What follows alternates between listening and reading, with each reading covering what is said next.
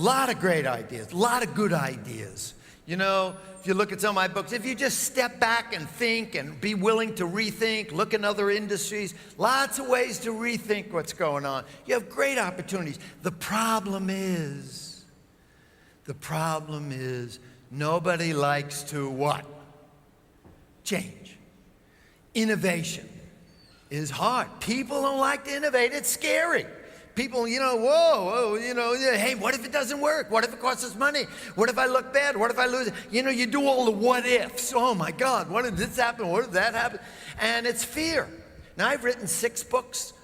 Every book, I have a chapter on fear. Fear is the mind killer because it makes everything seem worse than it is, seem scarier than it is, and it causes you to either overamp or not to do it at all. We used to see that in skiing.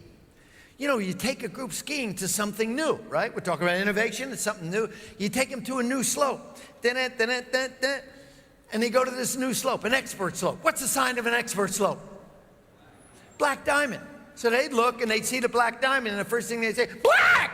You see that black? You know what that black stands for? Death! I go down that sucker, I'm history, man. I ain't going down there, forget it. And they go into the lodge.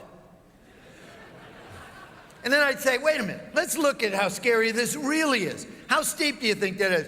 Steep! Must be about, notice you're looking up here, right?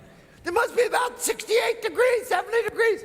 Well, 70 degrees would be like the face of El Cap. You would die. So we would like measure the slope, and you see it's like 23 degrees or something. And you know, that's what we do.